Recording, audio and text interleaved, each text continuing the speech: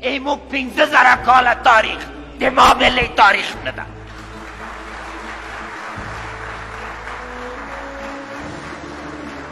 که مذاکراتم کړي دي په اصلم کړي په اصولم کړي په میړانم کړي.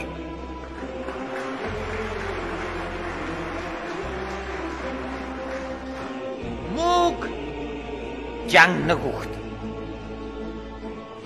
موږ جنگ نه غواړو، اما که څوک په افغان باندې توره باسي پوه چې په توره یې ولو.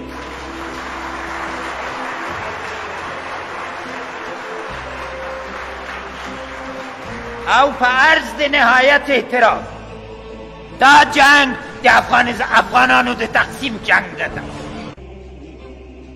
هر بچه‌ای د دې خاورې د دې جنگ قیمت ورکوي په هر ورځ کې. لاسۍ بدخشان ته، لاسۍ دایکنډي ته، لاسۍ کندهار ته، ارزګان ته، پکتیا ته، پکتیکا ته. دا وطن د تقسیم وطن نه ده.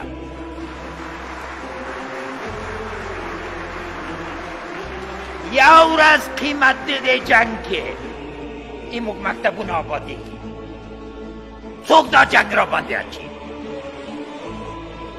شپږ میاشتنۍ جلۍ څنګه پرې کېږي؟ نوي کلن فرق یې کړی؟ د شینوارو د دایکنډي فرق سوی، د شینوارو د ارزګان فرق سوی.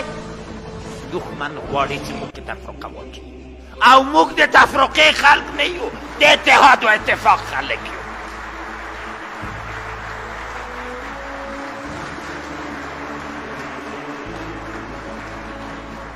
قوه امنیتی و دفاعی افغانستان اولاد تمام مردم افغانستان هستند.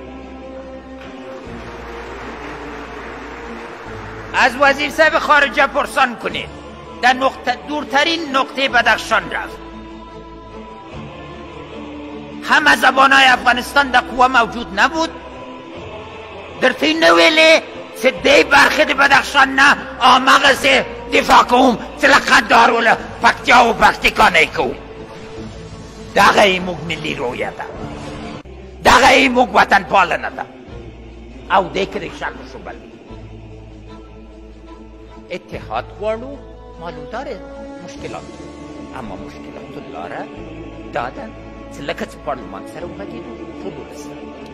او په دې باندې زه مننه کوم، اما دا غواړم دا حکومت د ولس د ارادې په اساس جوړ سوی او ولس باندې اتکا لري او د ولس نه نمایندګي کوي.